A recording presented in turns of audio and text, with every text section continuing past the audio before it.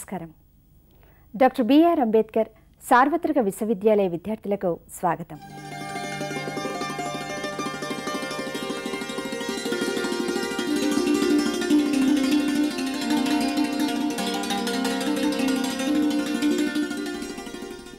నమస్కారం.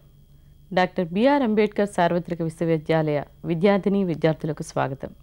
ఈనాటి పాఠ్యాంశం మధ్యయుగ దక్కన్ దక్షిణ భారతదేశంలో వ్యవసాయక సంబంధాలు. ఈ పాఠం ఎంఏ 2వ సంవత్సర విద్యార్థుల కోసం. ఈనాటి కార్యక్రమంలో మనం వ్యవసాయక మధ్యయుగంలో దక్షిణ భారతదేశంలోనూ దక్కన్లోనూ వ్యవసాయక సంబంధాలు, భూమి వివరాలు, భూమి శిస్తు మదింపు, భూమి శిస్తు యొక్క రేట్లు, వాటిని గురించిన వివరాలను చర్చిస్తాం. వ్యవసాయం మానవ సమాజ పరిణామ క్రమంలో అతి విప్లవాత్మకమైన ఘట్టం. అంటే మొట్టమొదటి నుంచి కూడా చారిత్రక పూర్వయుగం నుంచి కూడా మొదలైన వ్యవసాయం చారిత్రక యుగంలో అత్యంత ప్రాధాన్యత పొందింది. ప్రాచీన కాలంలో వ్యవసాయం అతి ముఖ్య పరిశ్రమగా ఉండింది. మధ్యయుగానికి వచ్చేసరికి మొత్తం ఆర్థిక వ్యవస్థనే అది నిర్ణయించేదిగా ఎదిగిందనడంలో అతిశయోక్తి లేదు.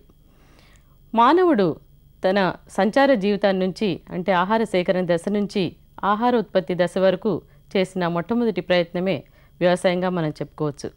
అంటే ఈ ఆహారోత్పత్తి దశనే వ్యవసాయానికి నాందిగా మనం చెప్పుకుంటాం. దీన్నే దూబే అనే చరిత్రకారుడు మరో విధంగా చెప్పాడు. మానవునికి ప్రకృతికి మధ్య జరిగిన యుద్ధమే వ్యవసాయంగా ఆయన అభివర్ణించాడు. అంటే మానవుడు ప్రకృతిని తన స్వాధీనంలోకి తీసుకోవడానికి చేసిన మొట్టమొదటి ప్రయత్నంగా వ్యవసాయాన్ని చెప్పుకుంటాం. వ్యవసాయం అనేక మంది జీవితానికి ఆధారంగా మొట్టమొదటి నుంచి, అంటే ప్రాచీన కాలం నుంచి కూడా నిలిచింది. అంటే ఆధునిక కాలం వరకు కూడా ఇప్పుడు అత్యధిక శాతం ప్రజలు భారతదేశంలోనూ 80% మంది ప్రజలు పల్లెల్లో నివసిస్తారు. గ్రామాలు వ్యవసాయానికి పట్టుకొమ్మలు. ఈ విధంగా చెప్పుకుంటూ పోతే కనుక వ్యవసాయానికి ఉన్న ప్రాధాన్యత చాలా అత్యంత ముఖ్యమైనదని మనం చెప్పుకోవచ్చు. ఈ వ్యవసాయం యొక్క భూమిలో ఉన్న పంటల రకాల గురించి, ఆ భూమి శిస్తు గురించి, భూమిని శిస్తు రేట్లను గురించి, అంటే భూమిపై యాజమాన్యపు హక్కు ఎవరికి ఉన్నది అన్న విషయాలన్నీ గురించి కూడా చర్చించడానికి స్టూడియోస్కి విషయ నిపుణులుగా ప్రొఫెసర్ సోమారెడ్డి గారు, ప్రొఫెసర్ ఆయుబ్ గాలి గారు వచ్చారు. ప్రొఫెసర్ సోమారెడ్డి గారు, ప్రాచీన కాలం నుంచి వ్యవసాయానికి ఎంతో ప్రాధాన్యత ఉంది కదా, మరి దక్కన్ దక్షిణ భారతదేశాన్ని విషయానికి వస్తే వ్యవసాయానికి ఉన్న ప్రాధాన్యత ఏంటి? ఆనాటి వ్యవసాయక సంబంధాలు ఏ విధంగా ఉండేవి? అసలు వ్యవసాయక సంబంధాలని చర్చించేటప్పుడు ఏ అంశాలని గురించి మనం చర్చించాలో వివరిస్తారా? మనకు మధ్యయుగ భారతదేశం ప్రధానంగా వ్యవసాయక దేశం. ఆనాటి ఆర్థిక వ్యవస్థ కూడా ఈ వ్యవసాయం మీదనే ఆధారపడి ఉండేది. తర్వాత ప్రభుత్వ ఆదాయంలో అధిక భాగం కూడా మనకు ఈ వ్యవసాయ పన్నుల నుంచి వచ్చిందే. క్రీస్తు శకం 1600 సంవత్సరం నాటి ఒక అంచనా ప్రకారం ఈ మధ్యయుగ భారతదేశంలో 85% ప్రజలు గ్రామాలలో నివసించేవారు. ఈ 85%లో మళ్ళీ 65% ప్రజలకి ముఖ్య వృత్తి వ్యవసాయం. మిగతా 20% ప్రజలు కూడా పరోక్షంగా వ్యవసాయం మీద ఆధారపడ్డ వాళ్ళే. ముఖ్యంగా పరోక్షంగా వ్యవసాయ అభివృద్ధి కూడా వీరు తోడ్పడ్డారు. ఈ వ్యవసాయక సంబంధాలు అంటే మీకు ఇంతకుముందే అన్నాను, చాలా క్లిష్టమైన విషయం ఇది. దీని కింద ఎన్నో అంశాలు మనం చర్చించవలసి ఉంటుంది. ముఖ్యంగా దీని కింద చర్చించవలసిన అంశాలు మొదటిగా ల్యాండ్ టెన్యూర్ సిస్టమ్, భూస్వామ్య పద్ధతులు, హూ హెల్డ్ ది ల్యాండ్. తర్వాత వ్యవసాయ అభివృద్ధి, తర్వాత మీకు అగ్రికల్చరల్ ప్రాసెస్, అంటే వ్యవసాయ పద్ధతులు, పంటలు, క్రాప్ ప్యాటర్న్. నెక్స్ట్ భూమి శిస్తు విధానం. తర్వాత పోతే అగ్రికల్చరల్ కమ్యూనిటీస్, రైతులు, రైతు కూలీలు, క్యాటిల్. ఇవన్నీ అంశాలు దీని కింద మనం చర్చించవలసిన విషయాలు. సోమారెడ్డి గారు, చరిత్ర పరిశోధనకు సంబంధించి మనం ఆధారాలని ముఖ్యంగా చెప్పుకోవాల్సి ఉంటుంది. ఆధునిక భారతదేశంలో మనకి చాలా పాలనా రికార్డ్స్, అంటే బ్రిటిష్ కాలం నాటి పాలనా రికార్డ్స్ కానీ, సర్వేస్ కానీ, అగ్రికల్చర్ సర్వే రిపోర్ట్స్ కానీ చాలా వరకు మనకు లభ్యమవుతాయి. అంటే చరిత్ర పరిశోధన చేసే ఆధునిక చరిత్ర వ్యవసాయ రంగంలో పరిశోధన చేసే చరిత్రకారులకి కానీ చరిత్ర విద్యార్థులకు కానీ ఆధారాలు అంత ఎక్కువగా కష్టం కలిగించకపోవచ్చు. కానీ మధ్యయుగం నుంచి వస్తే ఈ ముఖ్యంగా వ్యవసాయం గురించి కానీ భూమి రేట్లను కానీ శిస్తు విషయాల గురించి చర్చించేటప్పుడు దానికి ఏ ఆధారాలు లభ్యమవుతున్నాయి వాటి గురించి వివరిస్తారా? ఈ వ్యవసాయ సంబంధాల గురించి మనకు తెలుసుకోవడానికి ముఖ్యంగా ఆంధ్రప్రదేశ్కి వస్తే మనకు రెండు విధాల ఆధారాలు ఉన్నాయి. ఒకటేమో శాసనాధారాలు, ఆర్కియాలజికల్ సోర్సెస్, అందులో ఎపిగ్రాఫ్స్, శాసన ఆధారాలు ఉన్నాయి. రెండవది ఏమిటంటే ఈ కాంటెంపరీ లిటరేచర్, సమకాలీన సాహిత్యం. ఈ శాసనాలకు వస్తే శాసనాలు అన్ని భాషల్లో ఉన్నాయి, చాలా భాషలు ఉన్నాయి. మీ సంస్కృతంలో ఉన్నాయి, తెలుగులో ఉన్నాయి, తెలుగు పార్సీ బైలింగ్వల్ ఉన్నాయి, తమిళ్లో ఉన్నాయి, మన ఆంధ్రదేశానికి సంబంధించిన శాసనాలు. ఈ శాసనాలు ముఖ్యంగా దాన శాసనాలు. అందులో రెండు విధాల శాసనాలు ఉన్నాయి. శిలా శాసనాలు ఉన్నాయి, మీ కాపర్ ప్లేట్ గ్రాండ్స్ అంటే తామ్ర శాసనాలు కూడా ఉన్నాయి. అయితే శాసనాలన్నీ కూడా దాన శాసనాలు. అవి ఈ భూములను దానాలు చేసినన్ని రికార్డ్ చేయబడ్డ శాసనాలు. ముఖ్యంగా ఇప్పుడు ల్యాండ్ టెన్యూర్ సిస్టమ్, వీటి గురించి చాలా విషయాలు మనకి శాసనాల ద్వారా తెలుస్తాయి. మనకు మధ్యయుగంకి వస్తే మనకు వేల కొద్ది శాసనాలు ఉన్నాయి. నన్ను అడిగితే శాసనాలే ముఖ్యమైన ఆధారం. ఈ ఆర్థిక చరిత్రకి కానివ్వండి, మీరు ఈవెన్ సాంఘిక చరిత్ర కూడా శాసనాలు చాలా ముఖ్యమైన ఆధారం. మధ్యయుగానికి వస్తే ముఖ్యంగా ఆంధ్రప్రదేశ్ తీసుకుంటే మీకు వేల కొద్ది శాసనాలు ఉన్నాయి. ఇది ఒక ఆధారం. రెండవది సమకాలీన సాహిత్యం. సమకాలీన సాహిత్యం కింద మళ్ళీ మనం ఇవన్నీ చెప్పుకోవాల్సి వస్తుంది. ఒకటి మీకు మెకంజీ మ్యాన్స్క్రిప్ట్స్ ఉన్నాయి, అంటే విలేజ్ కైఫియత్తులు, గ్రామ కైఫియత్తులు మెకంజీ సేకరించింది కాబట్టి వాటి మెకంజీ కైఫియత్, లోకల్ రికార్డ్స్. ఇవన్నీ first quarter of the 19th centuryలో రాయబడ్డాయి, ఈస్ట్ ఇండియా కంపెనీ పీరియడ్లో రాయబడ్డాయి. ఇవి కూడా చాలా మనకు ఇన్ఫర్మేషన్ సప్లై చేస్తాయి ఆర్థిక వ్యవస్థ గురించి, వ్యవసాయ విషయాల గురించి. అట్లాగే మనకు విదేశీయుల రాతలు ఉన్నాయి. చాలామంది విదేశీయులు ఆంధ్రదేశాన్ని దర్శించినారు. వాళ్ళు చూసినవన్నీ రాయడం జరిగింది. ముఖ్యంగా విదేశీయులను చూసుకుంటే మనకు విజయనగర పీరియడ్లో డొమింగే పెయిస్ అనే అతను, ఫెర్నావ్ న్యూనిజ్ అని ఇద్దరు పోర్చుగీస్ వచ్చినారు. తర్వాత మీకు కుతుబ్ షాహీ పీరియడ్ తీసుకుంటే ముగ్గురు ఫ్రెంచ్ రైటర్స్ వచ్చినారు, బెర్నియర్, టావెర్నియర్, థెవనాట్ అని వచ్చినారు.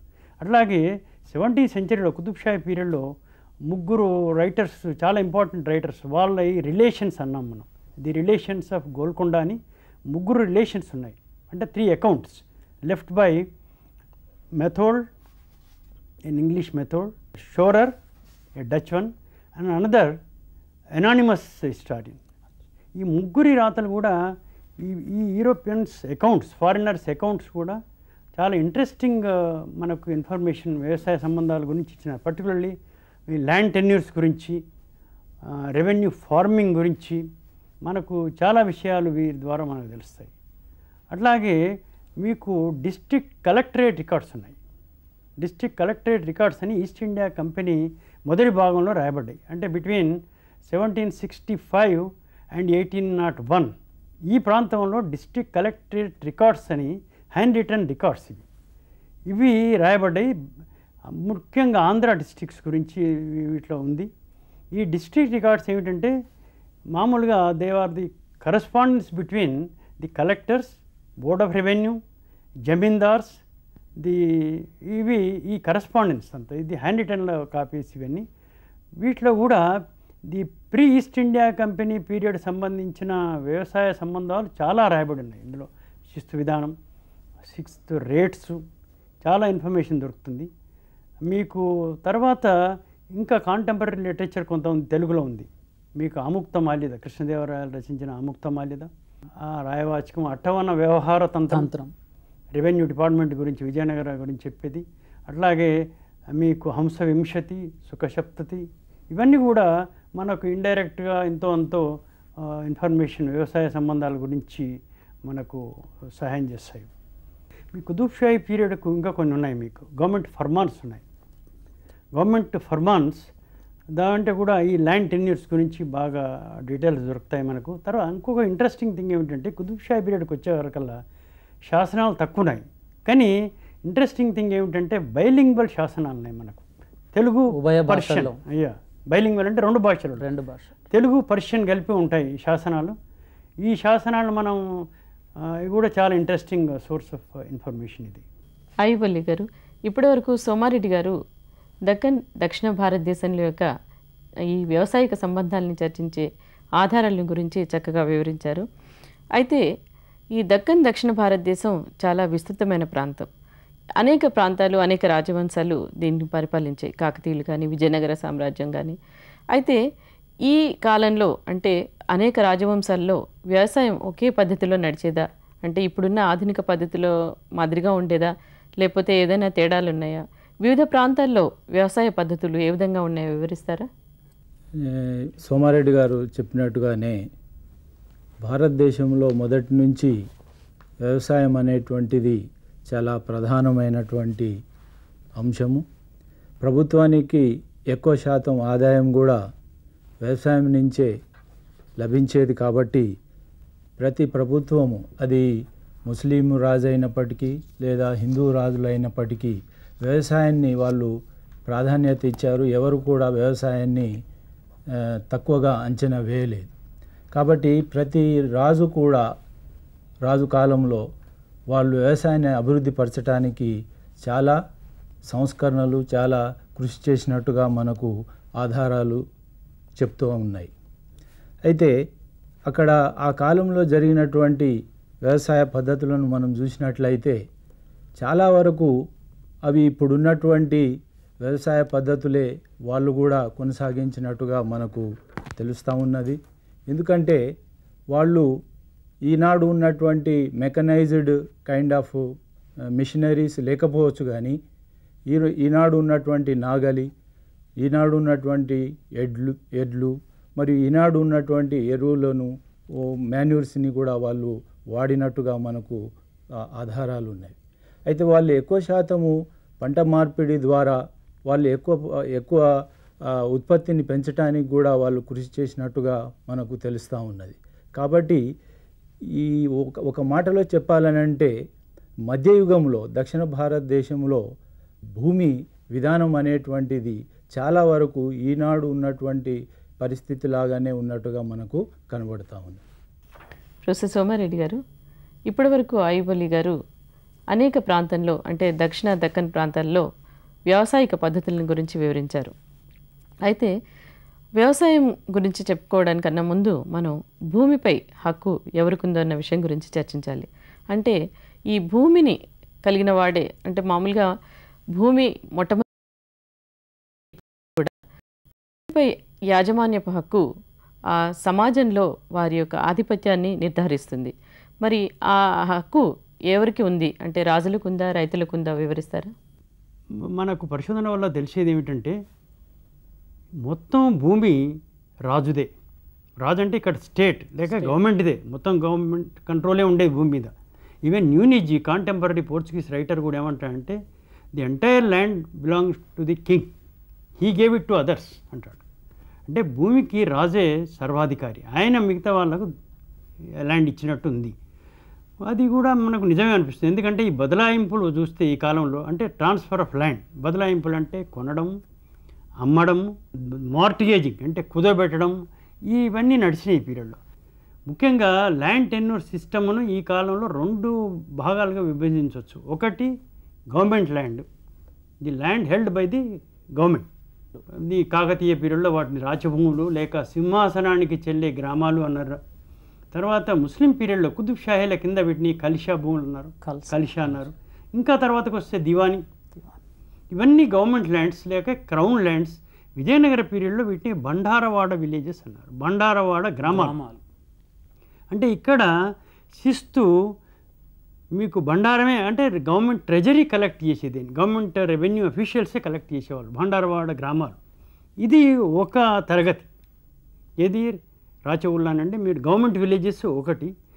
నెక్స్ట్ ఇంపార్టెంట్ ఏమిటంటే the villages alienated to others, మిగతా వాళ్ళకు బదలాయింపులు జరిగిన భూములు, మిగతా వాళ్ళకి ఇచ్చిన భూములు ఇవి. దీంట్లో మళ్ళీ 2 కేటగిరీస్ ఉన్నాయి. మిగతా వాళ్ళకి ఇచ్చిన భూములు ఏమిటి అంటే, ఒకటేమో సర్వీస్ ల్యాండ్, ఇది సర్వీస్ టెన్యూర్స్ అంటే ఒక సేవా నిబంధన కింద ఇచ్చిన భూములు. రెండోటి ఏమిటంటే మీకు చారిటబుల్ మాన్యమ్స్ అంటే బెనిఫిషియరీ టెన్యూర్స్, దాన ధర్మాల కింద ఇచ్చినవి 2. మళ్ళీ మిలిటరీ సర్వీస్ టెన్యూర్ అని, సివిల్ సర్వీస్ టెన్యూర్ అని, సైన్యం మెయింటైన్ చేయడానికి ఇచ్చినవి మిలిటరీ సర్వీస్ టెన్యూర్స్.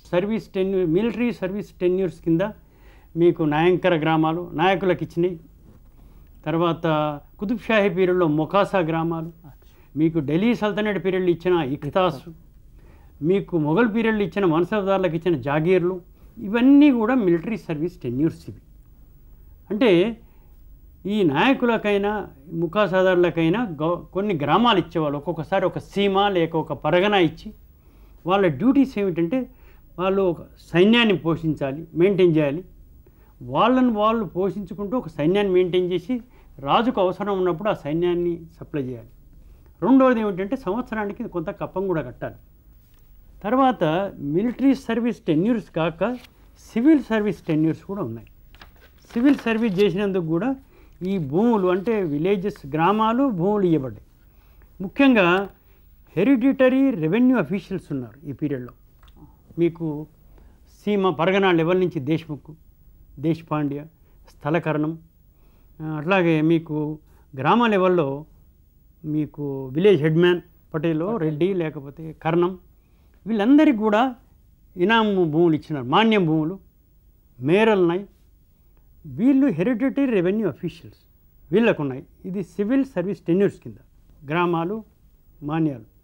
తర్వాత అగ్రికల్చర్ డెవలప్మెంట్ కింద కూడా ఈ సివిల్ సర్వీస్ టెన్యూర్స్ కింద ల్యాండ్ ఇచ్చినారు. ముఖ్యంగా దశబంధ సిస్టమ్ కింద అగ్రికల్చర్ డెవలప్మెంట్ అంటే ఏమిటి, చెరువులు కట్టడానికి గాను, బావులు తీయడానికి, అచ్చు కట్టడానికి, వీటన్నిటి కింద కూడా దశబంధ మాన్యాలను ఇచ్చినారు. ఇది కూడా సివిల్ సర్వీస్ టెన్యూరే. తర్వాత స్పెసిఫిక్ సర్వీస్ టెన్యూర్స్ అని ఉన్నాయి. స్పెసిఫిక్ అంటే ఒక ప్రత్యేకమైన సర్వీస్ చేసినందుకు ఉంబలి గ్రామాలని, ఏమిటి పల్లకి ఉంబలి ఉంబలి అంటే పల్లకి సేవ చేసినందుకు కొన్ని భూములు. తర్వాత దొమ్మర ఉంబలి అంటే దొమ్మర సేవ అంటే అక్రోబాటిజం, దాని కింద ఇచ్చినారు. అంటే చనిపోయిన వారియర్స్ కూడా భూములు ఇచ్చినారు దీని కిందని. పోతే ఇంకా మిగిలింది చారిటబుల్ టెన్యూర్స్, దాన ధర్మాల కింద ఇచ్చింది. దాన ధర్మాల కింద ఈ కాలంలో మధ్యయుగ ఆంధ్రదేశంలో ముఖ్యంగా రిలీజియస్ ఇన్స్టిట్యూషన్ మత సంస్థలకు ఇచ్చినారు. హిందూ మత సంస్థలకు, ముస్లిం మత సంస్థలకు కూడా ఇచ్చినారు. హిందూ ఏమిటి టెంపుల్స్, మఠాస్, అగ్రహారాలు, బ్రాహ్మణులకు వేదిక లర్నెడ్ బ్రాహ్మణ్స్కి ఇచ్చిన ఏది అగ్రహారాలు, మఠపురాలు, దేవాదాయ భూములు. పోతే ముస్లిమ్స్ దాంట్లో మసీదు మాన్యం ఉంది, దర్గాలకు, ఖాన్ఖాలకు, తర్వాత మీకు ఆషుర్ఖానాలకు, షియా ఆషుర్ఖానాలకు, వీటన్నిటికి కూడా భూములు ఇచ్చినారు. ఇది ఒకటి ఏది దాన ధర్మాల కింద ఇచ్చినాయి. రెండోది ఏమిటంటే ఫీడింగ్ హౌసెస్, సత్రములు, రామానుజ కూటములు, సత్రములు, లంగర్ హౌసెస్, వీటికి కూడా భూములు మాన్యాలు ఇచ్చినారు. తర్వాత వీటన్నిటికి కూడా ట్యాక్స్ కన్సెషన్స్ ఉన్నాయి. అంటే పన్ను మినహాయింపు అంటే తక్కువ పన్నులు కట్టేవాళ్ళు. ఇప్పుడు అగ్రహార భూములను శ్రోత్రియము లేకపోతే జోడి అన్నారు. ఇవన్నీ ట్యాక్స్ కన్సెషన్స్ ఎంజాయ్ చేసినారు. ప్రొఫెసర్ ఆయిపల్లి గారు, ఇప్పటివరకు సోమారెడ్డి గారు భూమిపై యాజమాన్య హక్కు గురించి వివరించారు కదా. అయితే భూమి తర్వాత ముఖ్యంగా మనం భూమికి సంబంధించి వివరం ఇంకోటి ఏంటంటే భూమి శిస్తు గురించి చెప్పుకోవాలి. అంటే రాజ్యానికి అత్యధికమైన ఆదాయం మనకి భూమి శిస్తు ద్వారానే వచ్చేది. ప్రభుత్వంలో మొట్టమొదటి నుంచి కూడా ప్రాచీన కాలం నుంచి ఇప్పటి వరకు కూడా ప్రభుత్వానికి అత్యధిక భాగం ఆదాయం కూడా భూమి శిస్తు ద్వారా వస్తుంది. అయితే ఈ భూమి శిస్తు నిర్ధారణ పద్ధతి ఏ విధంగా జరిగేది అంటే భూమిలో అనేక రకాలు ఉన్నాయని చెప్పుకుంటాం కదా. అయితే ఏ రకాలు ఉన్నాయి అప్పుడు మధ్యయుగ కాలంలో, వాటికి సంబంధించిన శిస్తు నిర్ధారణ ఏ పద్ధతిలో జరిగేదో చెప్తారా?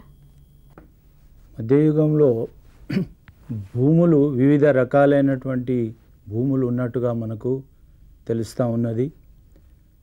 అయితే రకరకాలైనటువంటి భూములు, వాటిని బట్టి భూమి శిస్తును నిర్ణయించటం, తర్వాత ఏదైనప్పటికీ నీటి సదుపాయాన్ని దృష్టిలో పెట్టుకొని భూమిని ముఖ్యంగా 2 విధాలుగా విభజించినట్టుగా మనకు తెలుస్తూ ఉన్నది. ఉదాహరణకు మాగాణి భూములని మరియు రెండవది మెట్ట భూములు అనేటువంటివి ఉన్నట్టుగా మనకు పరిశోధనలో తెలుస్తూ ఉన్నాయి. ఈ మాగాణి భూములు ఎక్కువగా నీటి ఎద్దడి ఉన్నటువంటి చోట ఈ మాగాణి భూములు అని, ఈ నీటి ఎద్దడి తక్కువగా ఉన్నటువంటి వాటిలో మెట్ట భూములుగాను 2 రకాలుగా విభజించేవారు. అయితే ఈ మాగాణి భూముల్లో కూడా మళ్ళీ రకరకాలైనటువంటి భూములు ఉండేవి. ఉదాహరణకు మంచి భూములు, దానికంటే తక్కువ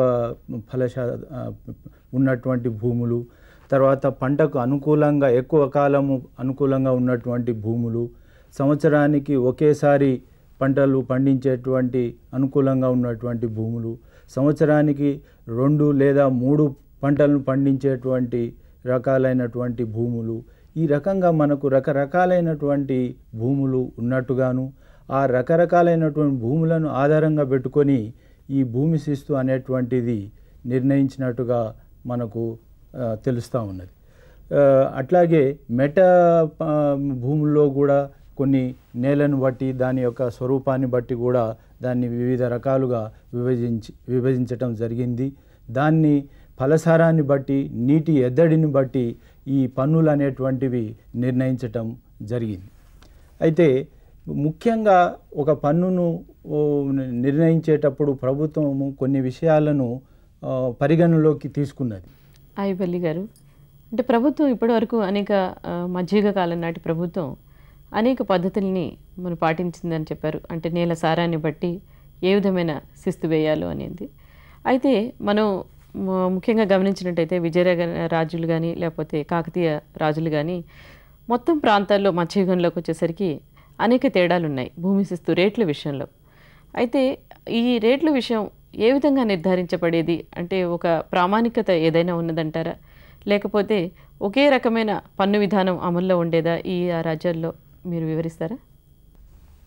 నిజంగా చెప్పాలనంటే మధ్యయుగంలో ఆధారాలు అనేటువంటిది భూమి శిస్తు విధానం మీద చాలా తక్కువమైనటువంటి ఆధారాలు ఉన్నప్పటికీ, ఇంతకుముందు సోమారెడ్డి గారు చెప్పినట్టు శాసనాల ఆధారంతో మనము అక్కడ ఉన్నటువంటి మధ్యయుగంలో ఉన్నటువంటి భూమి శిస్తు విధానాన్ని మరియు భూమి శిస్తు రేటు ఎంత వసూలు చేసిండ్రు అనేది చెప్పడానికి ఎక్కువగా మనకు శాసనాలు అనేటువంటివి చాలా ఆధారంగా మనం తీసుకోవచ్చు. ఉదాహరణకు మనకు తాంజావూరులో దొరికినటువంటి శాసనం ప్రకారంగా ఆ రోజులో వాళ్ళు ఎంత రేటును వసూలు చేశారు అనేటువంటిది ఆ శాసనంలో రాయబడి ఉన్నది. వరి పంటలకు ఎక్కువగా వసూలు చేసినట్టుగాను, రేటు ఎక్కువగా ఉండేటట్టుగాను, తర్వాత మెట్ట పంటలకు తక్కువ రేటును ఉన్నట్టుగాను మనకు తెలుస్తూ ఉన్నది. అయితే ఈ రేటు విషయానికి వచ్చేటప్పటికీ కొన్ని శాస్త్రాల ప్రకారంగా, మన హిందూ ధర్మ శాస్త్రాల ప్రకారంగా 1/6 అంటే పండినటువంటి పంటలో 1/6 వంతును వసూలు చేయాలనేటువంటి విషయాన్ని మనకు శాస్త్రాలలో రాయబడి ఉన్నది. కానీ వాస్తవానికి వచ్చినప్పుడు ప్రభుత్వం ఎప్పుడైతే పన్నును వసూలు చేయాలనుకున్నప్పుడు ఎంత నిర్ణయించింది అనేటువంటి దాన్ని మనం చూసినట్లయితే కొన్ని సందర్భాల్లో పండినటువంటి పంటలో సగభాగం వసూలు చేసినట్టుగా కూడా మనకు చాలా ఆధారాలు మనకు ఉన్నవి. ఆ రకంగా పంటను బట్టి, ఫలసారాన్ని బట్టి, నీటి ఎద్దడిని బట్టి ఒక్కొక్క దగ్గర దాని యొక్క రేటు అనేటువంటిది మారుతూ వచ్చినట్టుగా మనకు చెప్పవచ్చు. ఇప్పటి వరకు మనం దక్షిణ భారతదేశంలో మధ్యయుగం కాలం నాటి వ్యవసాయిక సంబంధాల గురించి మనం చర్చించాం.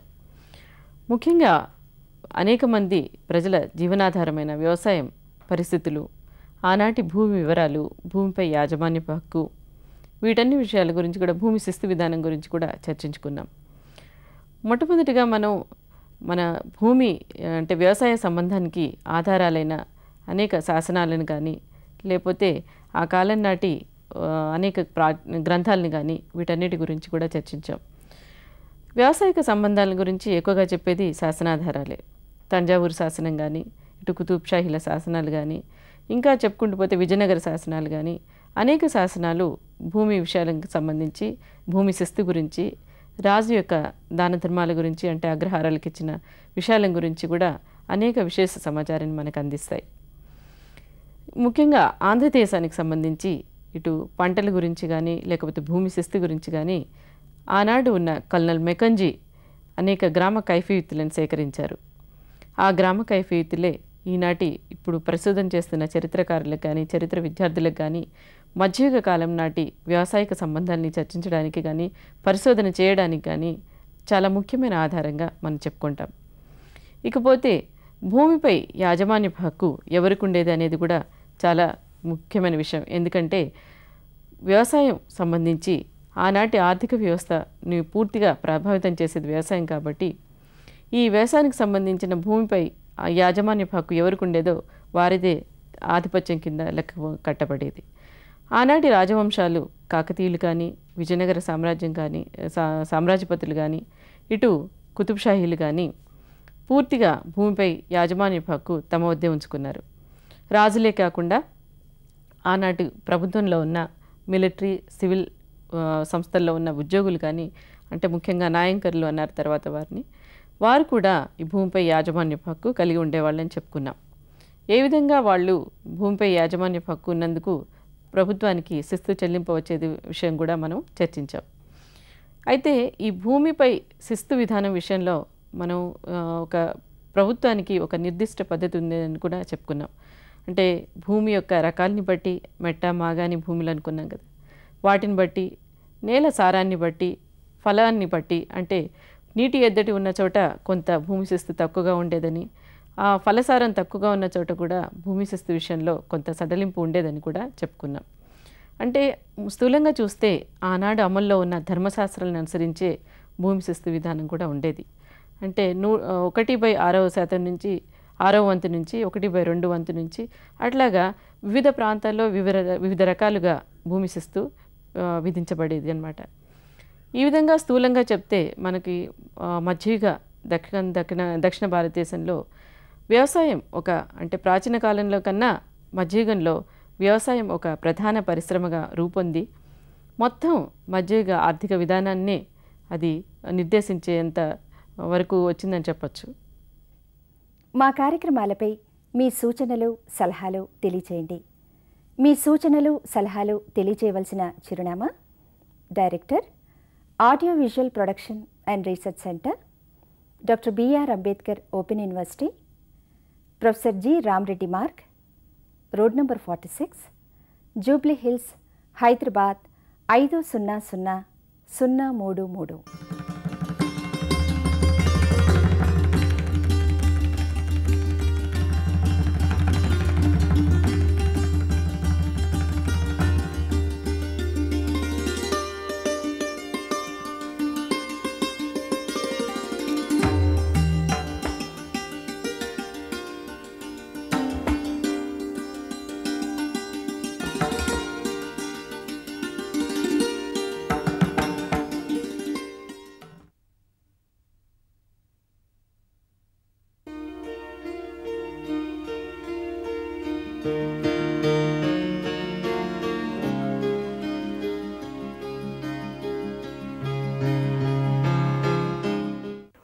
ప్రపంచంలోనే అతిపెద్ద ప్రజాస్వామ్య దేశం మనది. అలాగే ప్రపంచంలో మరెక్కడా కనిపించని ఒక కుల వ్యవస్థ మన సమాజంలో కనిపిస్తుంది.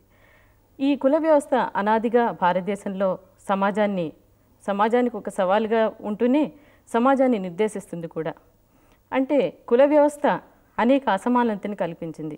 అంటే సమాజంలో అన్ని వర్గాల్లో ఒక ఉన్నత వర్గమైన అగ్రకులాల వారికి అనేక అధికారాలు ఇస్తూనే ఈ నిమ్న కులాలమైన అణచివేతబడ్డ కులాల వారికి వాళ్ళకి అనేక అణచివేత విధానాలు చేస్తూ వారి మీద అనేక నిబంధనలు పాటిస్తూ ఈ కుల వ్యవస్థని కంటిన్యూ చేస్తూ వచ్చింది. అయితే ఇప్పటి వరకు మనం కుల వ్యవస్థ పరిణామ క్రమాన్ని చూస్తే ఈ అణచివేతకి వ్యతిరేకంగా ఎన్నో ఉద్యమాలు జరిగినాయి ప్రాచీన భారతదేశం నుంచి ఇప్పటిదాకా. ఇప్పటికీ కూడా ఈ అణగారిన ప్రజల మీద దాడులు జరుగుతూనే ఉన్నాయి. ఈ నేపథ్యంలో కుల వ్యవస్థ గురించి తెలుసుకోవాల్సిన ఆవశ్యకత ఎంతైనా ఉంది.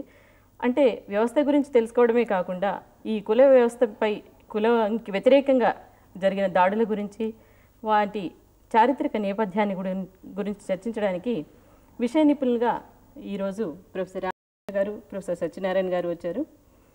మన ఈ కుల వ్యవస్థ, కుల వ్యతిరేక ఉద్యమాల గురించి చర్చించే ముందు ప్రొఫెసర్ రామకృష్ణ గారు ఒక విషయం ఇక్కడ అవసరమవుతుందండి. అంటే ముందు పోరాటాలకి వెళ్ళే ముందు ఈ చారిత్రక నేపథ్యం ఏంటి, అసలు ఈ కులాల చారిత్రక మూలాలు ఎక్కడ ఉన్నాయి, వాటి గురించి చెప్తారు? చారిత్రకంగా కుల వ్యవస్థ యొక్క పుట్టు పూర్వోత్తరాల గురించి అంత మనం విశ్వసించదగ్గంత సమాచారం లేకపోయినా మనకు తెలిసిన దాన్ని బట్టి భారతదేశ చరిత్రను గురించి రాసినటువంటి చరిత్రకారుల రచనలను బట్టి చూసినప్పుడు వేదకాలం నాటి సమాజంలో కుల వ్యవస్థ లేదు అనేది మాత్రం ఒకటి అర్థమవుతోంది. అంటే బ్రాహ్మణ, క్షత్రియ, వైశ్య, శూద్ర కులాలు ఉండేవి అనేటువంటిది ఒక వాదన ఉన్నది. కానీ మనకు కుల చట్టంలో లేని కులాలు కూడా ఉన్నాయి కదండి. కానీ వేద కుల ఉన్నారు. అయితే అసలు వేదకాలం నాటికి, తొలి వేదకాలం నాటికి కుల వ్యవస్థ లేదు. కానీ మలివేద కాలం వచ్చేటప్పటికి ఖచ్చితంగా కుల వ్యవస్థ ఉన్నది అనేటువంటిది ఒకటి మనకి అర్థమవుతోంది. అది అప్పుడు మీకేమో ఇప్పుడు వేదకాలం నాడు కనుక పరిశీలించినట్టయితే నేను చేస్తున్నటువంటి పనిని బట్టి నా కులాన్ని నిర్ణయించడం అనేటువంటిది జరిగేది. గుణాన్ని బట్టి, కర్మను బట్టి, గుణకర్మ విభాగస్య అని.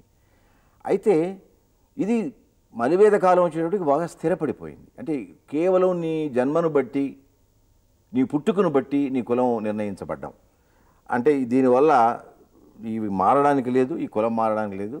ఈ కుల వ్యవస్థ విధించినటువంటి అంచెల్ని మనం అధిగమించడానికి వీల్లేదు.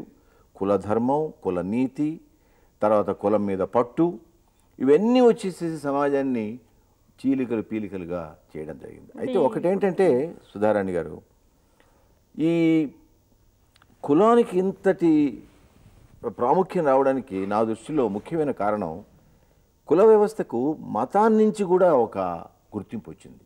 మత వ్యవస్థలో కుల వ్యవస్థ భాగమైపోయింది. కాబట్టి నువ్వు కుల వ్యవస్థను కాదంటే మతాన్ని కాదంటున్నావు అనమాట, మతాన్ని కాదంటే భగవంతుని కాదంటున్నావు అనమాట. ఇది చాలా కుల వ్యవస్థ పాతుకుపోవడానికి ఒక ముఖ్యమైనటువంటి కారణం. అట్లా వచ్చింది దీని యొక్క పుట్టుగా అనేటువంటిది మనం మామూలుగా చరిత్రలో తెలుసుకునేటువంటి ఒక అంశం. అంటే ఇప్పుడు దీన్ని బట్టి చూస్తే వర్ణ వ్యవస్థ, వర్ణాశ్రమ ధర్మాలు అనేది శ్రమ విభజన పరంగా కాదు, శ్రామికుల విభజన అని అంబేద్కర్ మాట ఖచ్చితంగా నిజం అనిపిస్తుంది. అంటే మనుషుల్ని విభజించి బ్రాహ్మణాధిపత్యాన్ని కొనసాగించడమే అంటారా? అంతే. ఆ తర్వాత మలివేద కాలం నాగరికి వచ్చేటప్పటికి మీరు చెప్పింది కరెక్టే. తొలి వేదకాలం నాటికి, అంటే ఋగ్వేద కాలం నాటికి నిజంగా చేసేటువంటి పనిని బట్టి ఒక కులం. ఇప్పుడు అందులో ఒక శ్లోకం ఉంది, మా తండ్రి కవి, నేను కాబ్లర్, నేను చెప్పులు కుట్టేవాడిని. సో తండ్రి వృత్తి ఒక మేధోపరమైనటువంటి సంబంధించింది అయినా కూడా కుమారుడు చెప్పులు కుట్టేటువంటి వృత్తి స్వీకరించవచ్చు. అంటే ఏ కులం అనేటువంటిది ఆ కులం అనేది తాను చేసేటువంటి వృత్తిని బట్టి వస్తున్నది అని ఇది మారింది.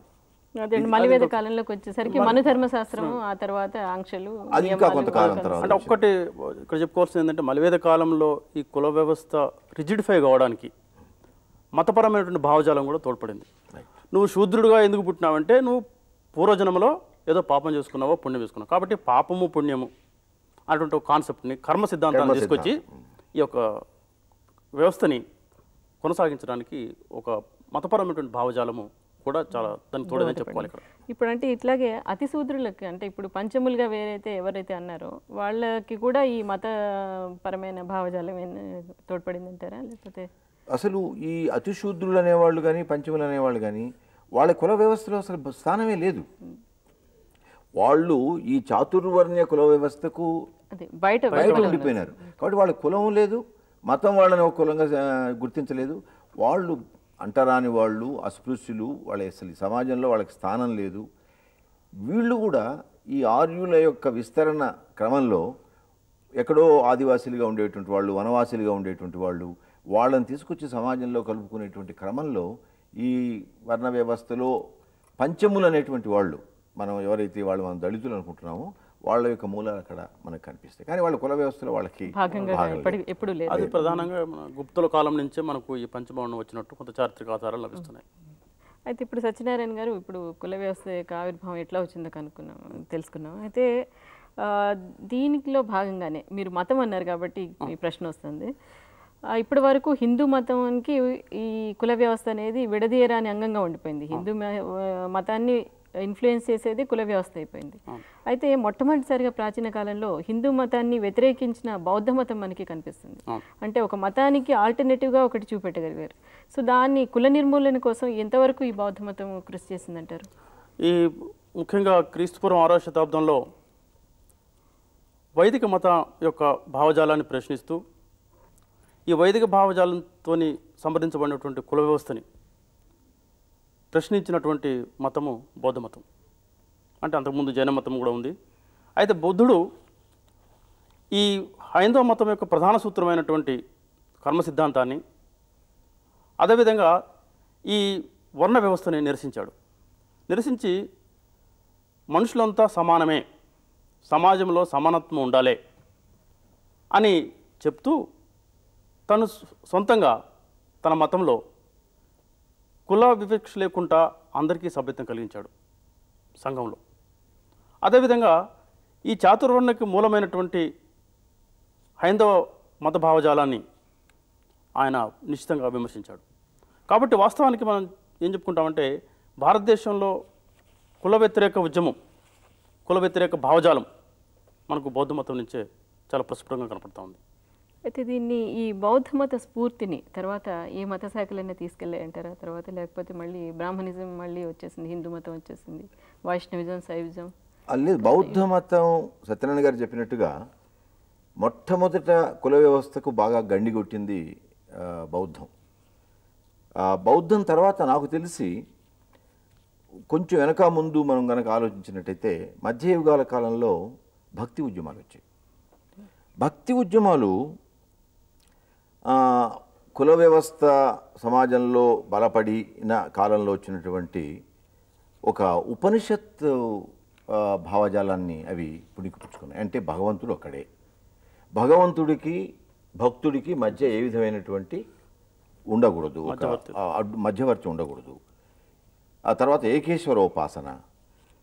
ఈ భక్తి ఉద్యమాలు 11వ శతాబ్దం నుంచి 18వ శతాబ్దం దాకా వచ్చాయండి. అంటే దాదాపు రామానంద శిష్యుడు నానక్, సిక్కు మత స్థాపకుడు. ఆ తర్వాత చాలా ముఖ్యమైనటువంటి భక్తి ఈ సైన్స్లో కబీరు, ఒక ముస్లిం మతానికి చెందినవాడైనా కూడా మొత్తం ఈ మతాలని కులాలని అన్నిటినీ కాదని తాను కేవలం ఈ ప్రపంచంలో ఉండేటువంటి మనుషులందరూ కూడా ఒక్కటే, వాళ్ళ మధ్య ఏ విధమైనటువంటి అసమానతలు లేవు, భగవంతుడికి వీళ్ళందరూ ప్రియమైనటువంటి వాళ్ళే. అట్లే తుకారాం మహారాష్ట్రలో. వీళ్ళు భక్తి ప్రధానంగా వచ్చినటువంటి వాళ్ళల్లో శ్రీకృష్ణ చైతన్య బెంగాల్లో, మీరా. ఈ భక్తి ఉద్యమ దీంట్లోనే, ఈ సంప్రదాయంలోనే ఇందాక మీరు దక్షిణ భారతదేశంలో ఏవైనా కొన్ని మతోద్యమాలు చెప్పినప్పుడు వీరశైవం వచ్చింది, బసవడు. ఈ వీరశైవం కూడా ఈ కుల వ్యవస్థని పూర్తిగా నిరసించింది. అంటే రావిదాస్ గురించి కూడా మనం రావిదాస్ కానీ వాళ్ళందరూ కూడా ఈ భక్తి ఉద్యమంలో సపరేట్ శాఖలాగా వచ్చింది. అయితే భక్తి ఉద్యమాలు నా ఉద్దేశంలో నిజంగా కుల వ్యతిరేక ఉద్యమాలుగా నేను వర్ణించదలుచుకుంటాను, మిగతా వాటన్నిటికంటే కూడా. బికాస్ ఈ భక్తి ఉద్యమాలు నిర్మించినటువంటి వీళ్ళని కనుక చూసినట్టయితే వీళ్ళందరూ కూడా మనం అనేటువంటి సమాజంలో అనుకునేటువంటి అట్టడుగు వర్గాల నుంచి, కులాల నుంచి వచ్చినటువంటి వాళ్ళే.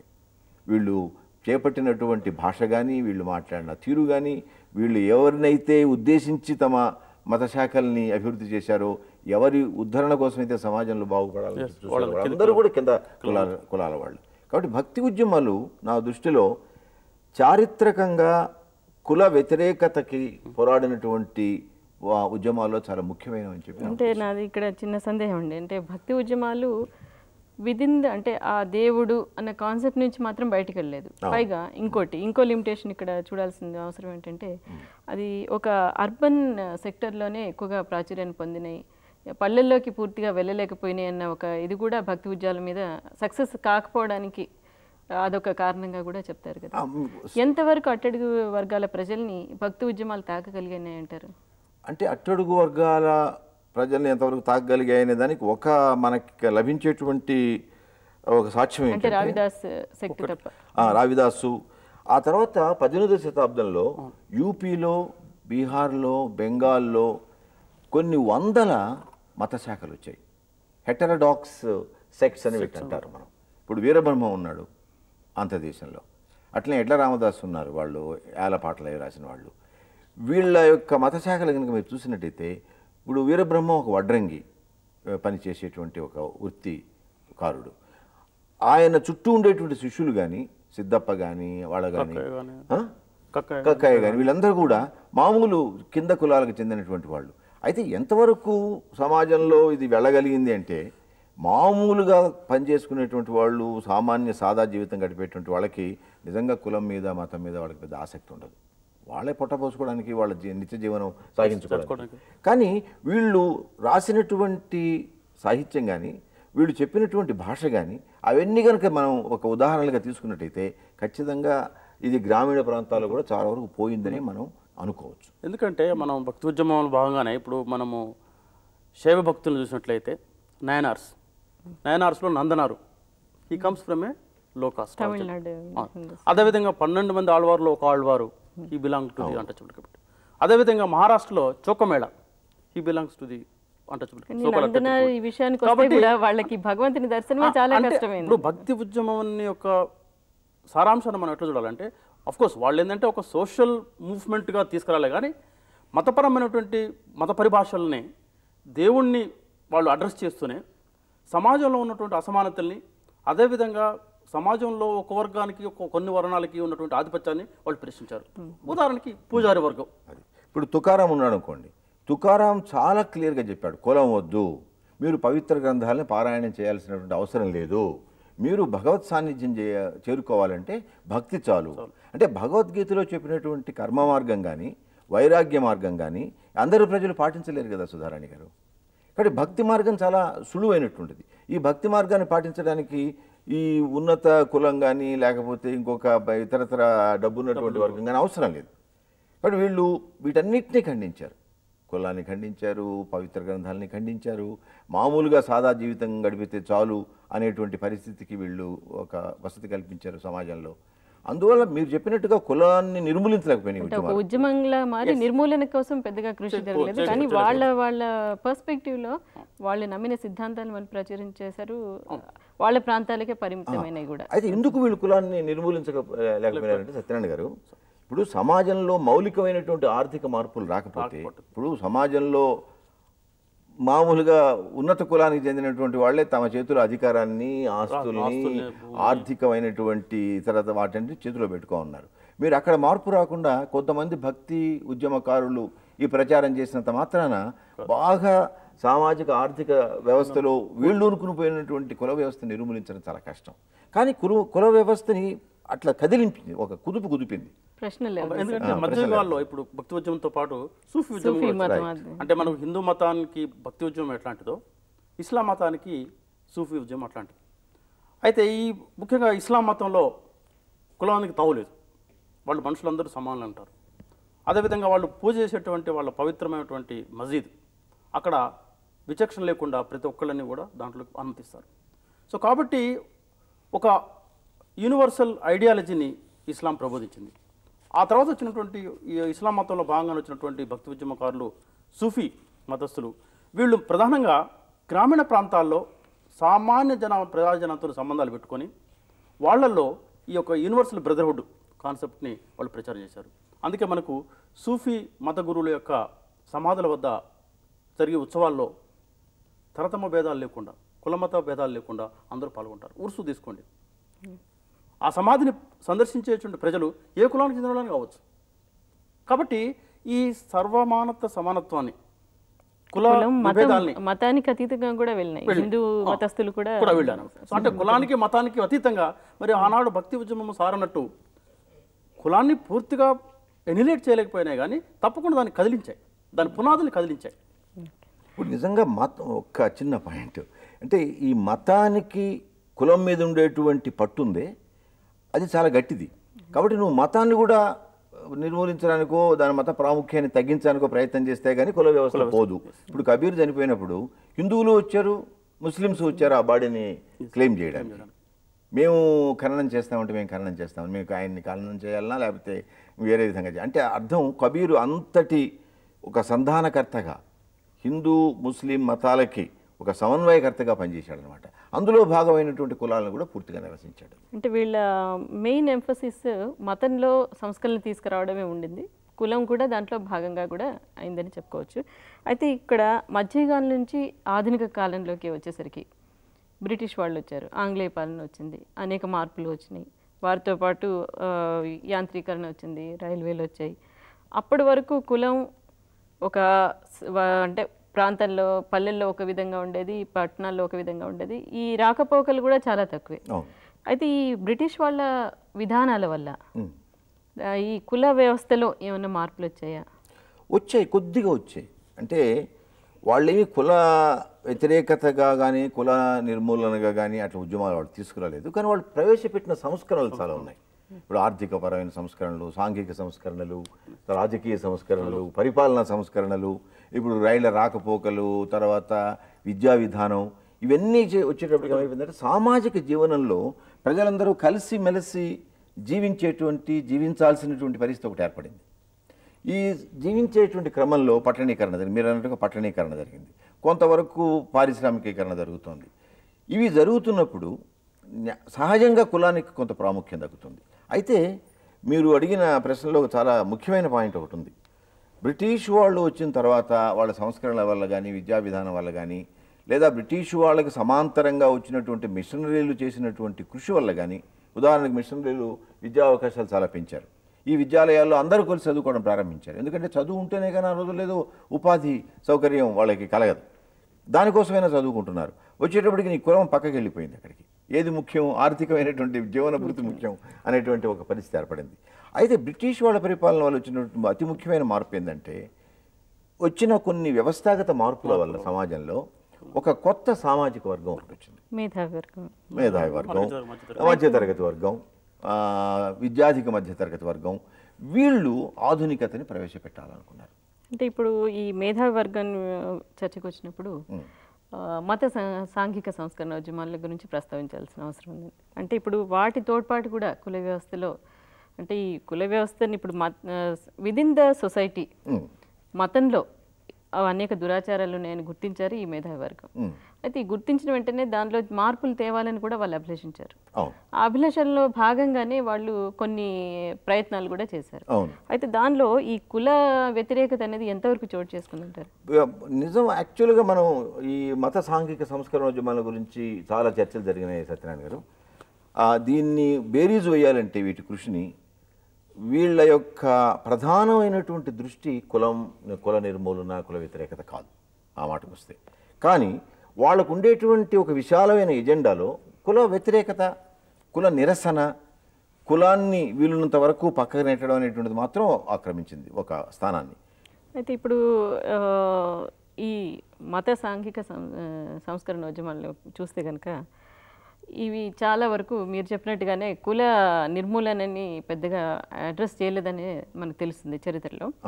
అయితే ఈ మత సాంఘిక సంస్కరణోద్యమాలు ఎక్కడైతే ఫెయిల్ అయినాయో, అంటే ఇప్పుడు ఈ కుల వ్యవస్థను అడ్రస్ చేయలేకపోవడం వలన హిందూ మతంలోనే కొన్ని మార్పులు చేర్పులు చేయడము, దానిలో సంస్కరణ తీసుకురా ప్రయత్నమే ఈ కుల ఉద్యమాలకు దారి తీసిందని నేను అనుకుంటానండి. ఎందుకంటే ఫూలే కృషి కానీ తర్వాత వచ్చిన ఉద్యమకారులందరూ కూడా డైరెక్ట్గా అటాక్ చేసింది కాస్ట్ సిస్టమ్ మీద. సో అప్పటి వరకు చేయలేని పని ఇప్పుడు ఏదైతే ఈ మేధావర్గం ఎక్కడైతే వాళ్ళు ఫెయిల్ అయ్యారో ఆ ఎఫర్ట్ని ఫూలే తీసుకున్నారని నేను భావిస్తాను. ప్రొఫెసర్ రామకృష్ణ గారు ఫూలే కృషి గురించి మనకు బాగా అందరికీ తెలిసినటువంటిది, కానీ చాలా క్లుప్తంగా చెప్తాను ఫూలే కృషి గురించి. ఎందుకంటే దీనికోసం కృషి చేసిన వాళ్ళు ఇంకా చాలామంది ఉన్నారు మనం చర్చించుకోవాల్సిన వాళ్ళు. నా ఉద్దేశంలో భారతీయ సమాజంలో 19వ శతాబ్దంలో కుల నిర్మూలన, అగ్రకుల ఆధిపత్యానికి నిరాటంకంగా నిర్ద్వందంగా ఏ విధమైనటువంటి మినహాయింపు లేకుండా పోరాటం చేసింది జ్యోతిబా ఫూలే. మహారాష్ట్ర ప్రాంతానికి చెందిన వాళ్ళైనా, ఆయన మాలి కుంబీలో ఉండేటువంటి మాలి కులానికి చెందిన ఉపకులానికి చెందినటువంటి వాడు. ఆయన కొంత మిషనరీల యొక్క ప్రభావం ఆయన మీద ఉన్నది. మొట్టమొదట నిమ్న కులాలకి చదువు చెప్తే, అంటే మన అట్టడు కులాలకు అనుకునే వాళ్ళకి చదువు చెప్తే మంచిదని చెప్పి అనుకున్నాడు ఫస్ట్లో ఆయన. పెట్టి ఆ విధంగా పాఠశాల స్టార్ట్ చేశాడు. తృతీయ రత్న అనేటువంటి ఒక గ్రంథం రాశాడు. అంతకంటే చాలా ముఖ్యమైన గ్రంథం గులాంగిరి అనేటువంటి ఒక గ్రంథం రాశాడు. అయితే ఆ తర్వాత ఆయన గుర్తించింది ఏంటంటే, స్త్రీలకు గనక అట్టడుగు వర్గాల నుంచి వచ్చినటువంటి స్త్రీలకు గనక చదువు విద్య కనుక చెప్పకపోయినట్టయితే ఈ దేశం బాగుపడదు, భారతదేశానికి భవిష్యత్తు లేదు అనేటువంటి దృష్టితోటి ఆయన ఈ ఈ ఉద్యమాన్ని చేపట్టాడు. తర్వాత పాశ్చాత్య విద్య ప్రవేశపెట్టాలన్నాడు.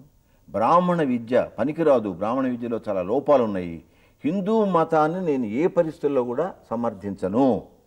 ఎందువల్లనంటే ఈ మానవ కల్పితమైనటువంటి నిర్మితమైనటువంటి ఈ అడ్డంకులు కానీ లేకపోతే ఈ అంతరాలు కానీ ఇవన్నీ కూడా హిందూ మతం వల్లనే వచ్చినాయి. కానీ పాశ్చాత్య విద్య కూడా బ్రిటిష్ వాళ్ళు ప్రవేశపెట్టిన పద్ధతులు ఆయన ఒప్పుకోలేదు.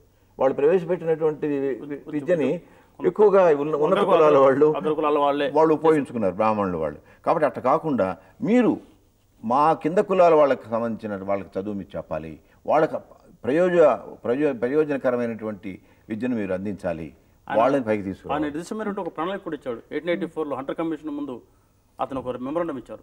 దాంట్లో ఆయన స్పష్టంగా చెప్పాడు, మీరు భారతదేశంలో ఆధునిక విద్య పాశ్చాత్య విద్య ప్రవేశపెడుతున్నారు, కానీ ఈ పాశ్చాత్య విద్య వల్ల లాభపడేటువంటి వాళ్ళు అగ్రకులాల వాళ్ళే, ముఖ్యంగా బ్రాహ్మణ వర్గాలకు చెందినటువంటి వాళ్ళు.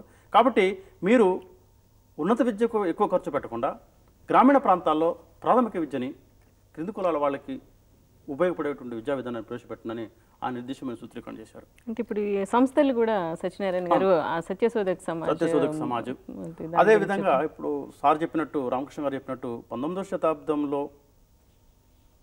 ఈ కుల వ్యతిరేక ఉద్యమాలు అంటే భక్తి ఉద్యమం యొక్క స్ఫూర్తితోని మహారాష్ట్రలో వచ్చినట్టు చెప్పారు సారు.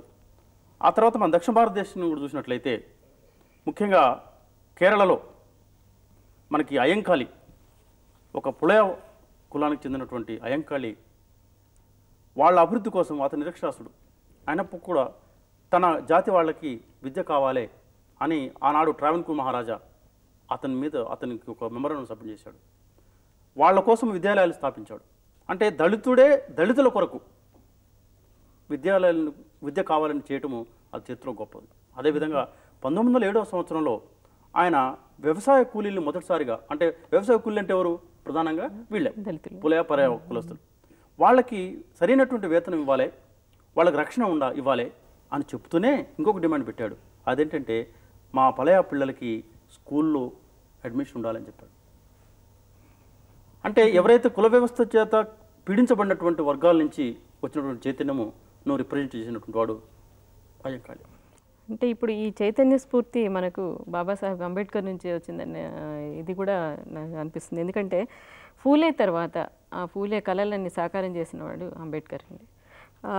మహారాష్ట్రకు చెందినా కూడా యావత్ భారతదేశానికి దళితుల అభ్యున్నతి కోసం వాళ్ళు భావి భారత నిర్మాత అయ్యాడు. అంబేద్కర్ కృషి గురించి సత్యనారాయణ గారు చెప్తాను. అంబేద్కర్ స్ఫూర్తి ఆయన చెప్పుకున్నాడు. ఆయన ఒకటి జ్యోతిబా పూలే రచనల వల్ల ఆయన చాలా ప్రభావితమైనాడు. అదేవిధంగా దక్షిణ భారతదేశంలో వస్తున్నటువంటి అనేక ఉద్యమాలు కూడా ఆయనకు స్ఫూర్తినిచ్చాయి. ఉదాహరణకు నారాయణ గురు ఉద్యమం కేరళలో. అయితే అంబేద్కర్ చేసినటువంటి ఒక గొప్ప కృషి ఏంటంటే తను స్వతంగా ఈ యొక్క మహార్ కులానికి చెందినటువంటి వాడు కాబట్టి ఆయన అనుభవించినటువంటి వ్యక్తిగత అనేక అనుభవాల్ని స్ఫూర్తిగా తీసుకొని ఆయన ఈ కుల వ్యవస్థ మీద ఒక గొప్ప పోరాటం చేశాడు.